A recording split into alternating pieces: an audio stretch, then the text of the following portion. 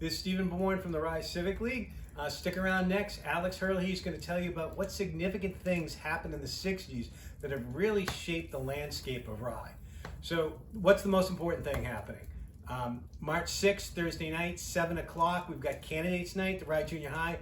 School board is the competitive race. Budget committee is also competitive, but 2 of the 3 budget people aren't going to be there. So really, Thursday night, 7 p.m., library, school board.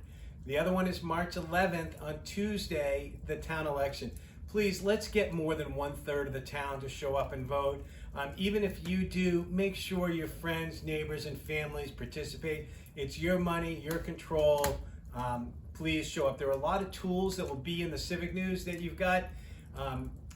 My voting sheet, the spreadsheet of the table with all the warrant articles, the zoning amendments. There's links to the individual ones right now. They're still hard to find on the town website. Hopefully they'll finish that. So, all right, February, what happened besides we finally got some snow? The Rye Public Library is closed. I don't know why they're doing radon tests, but they did some radon tests, and they've got high radon levels, and they're putting in a remediation system now. The master plan, we've been talking about that. On February 18th, there was a public input session. Some members of the public, Rye Water District, contributed.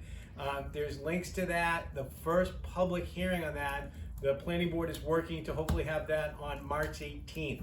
So master plan, now is the time to speak up.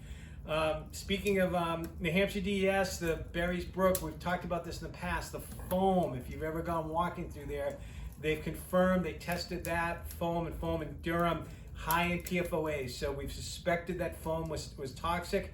It is, and the DES is reporting on that. The inn at Rye Place, there was an offer to turn that into a short-term rehabilitation center. They did a consultation with the planning board.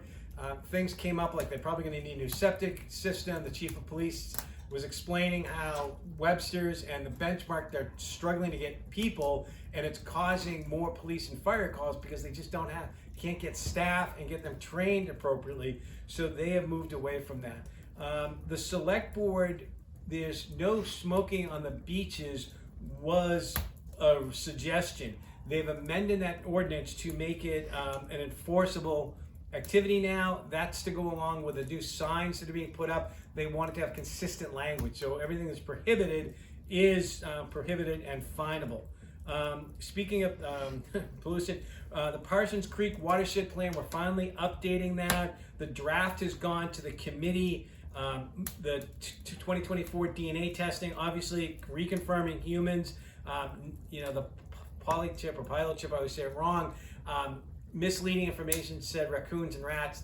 DNA testing 2024, no raccoons, a little bit of rat. But really the oxygen deprivation was the most surprising to me. There's a map of what's in there and that table, but that's still draft form.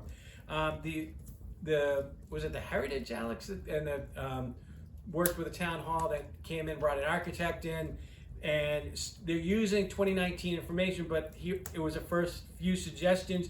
Get those discussions started. There's links to all that. The select board, if you remember back in December, they froze town staff hiring.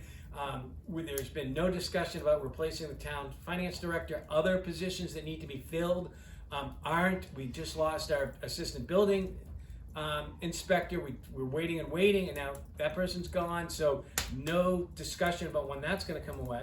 If you are on Aquarian Water, so Genesee Beach Village District, Rye Beach Village District, I assume you know that Eversource sold Aquarian. They took a $300 million loss on that. It's been sold to Connecticut South Central Water as a quasi-public-private entity.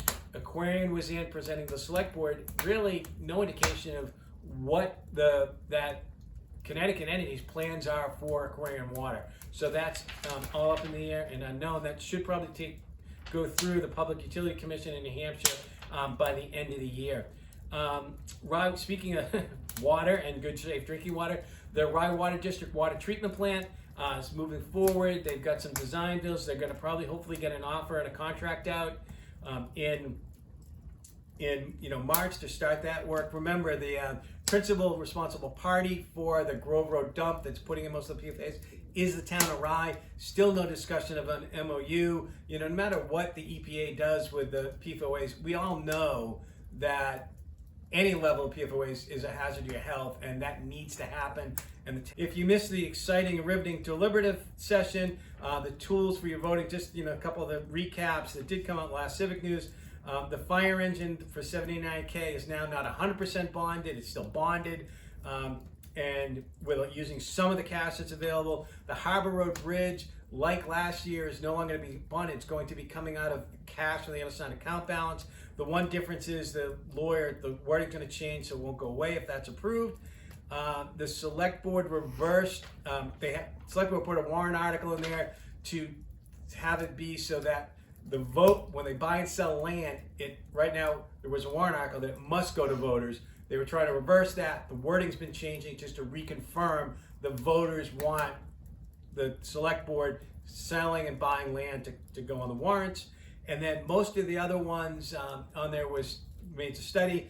The other, the most significant ones are the 85,000 to why we would buy breakfast at a landfill, and Article 31, do you want the select board to move to 5 people from 3 to this now 10? All right, so let's go find out about those most significant things that happened in the 60s from esteemed historian Alex Herlihy. Good afternoon. Here we are back by the fire, as we were last month, because March has come in like a bit of a lion, and it's a bit chilly to film outside. So just a couple of things left over from last time on Lost Rye. I forgot to mention 2 iconic places that we no longer have. One of them is the Pirates Cove Restaurant, which was from 1956 to about 2000. That's not what the Surf Club is today at the end of Wallace Road. And the second one is Saunders Restaurant.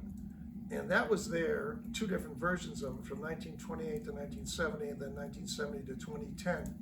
So in both of those cases, public restaurants right on the water. But now let's move on to the theme of today's session on Rye history. And this relates to good government. This relates to the state of New Hampshire and the town of Rye. The state had a major impact on Rye in the 1960s. And I'm going to go through step by step, and all of these changes you are well familiar with. So the first one begins with the biggest piece of land, and that of course is Odeon Point. This had been summer homes, previously farming during World War II, taken over by the government, necessity, protect the harbor, coastal defense during the war. After the war, eventually the federal government gave to the state of New Hampshire, which temporarily offered it to Rye, which refused it was too big. So eventually it became a state park, late 50s, early 60s, nothing much done until later on, but that protected that land as a state park. Now the next thing happened in 1962. We had 2 major changes. The first one was at Rye Harbor, which was a wonderful, quaint little harbor, but the rising population demanded, more access, more use for it. So that's when the Rye Harbor State Marina, that beautiful facility that we have down there, was constructed at the same time that they dredged the harbor. So that was a huge change. During the same year, the Sandpiper Beach, which is the middle section of our southernmost beach, Sawyer's is the southern part, and the middle was the Sandpiper Beach, that became Genesee State Beach at that time. And that's when a regular type parking lot was put in. You didn't just pull up on the sand the way you used to. And so that was another big change that helped provide more parking there and easier in and out. And then roughly the same time, maybe a little bit after that, back at Rye Harbor, that's when the Rye Harbor State Park, also known as Ragged Neck State Park, was constructed by the state just north of the harbor, which you're well familiar with, and that beautiful, pristine point of land sticking out there. And then 1964, and all of these changes, of course, come with a lot of deliberation between state people and town boards, selectmen, and so forth. And 1964, this is somewhat controversial because you're dealing with filling in the wetlands. And of course, that's what we were still doing back in those days because we hadn't really woken up to what we've been doing to the environment. And so we had to fill in a fair amount of salt marsh to construct Wallace Sand State Beach parking lot. Not the building that's right up near the water, but that gigantic parking lot, because the earlier, when it was like that before, the Ocean Boulevard went right along the edge of the sea, and you just pulled off like you did down at the Sandpiper Beach. So that was a big change in 1964. So now we have 2 state beaches, 2 state parks, and a new harbor facility. And last but not least, can you imagine what it must have been like driving north? All those people coming up from Massachusetts wanting to drive the coast of New Hampshire. Once they got north of Cable Road, they would follow the boulevard, which went through what today is Old Beach Road.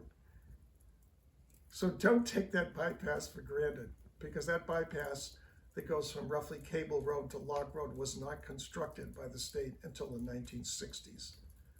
So you can see the major impact, 6 things in which the state of New Hampshire and the town of Rye ultimately had a positive impact. So all of this leads me to talk about my belief in the power of government and its value and its need on the local, state, and national level. But it's really only as good as our willingness to support it and participate in it.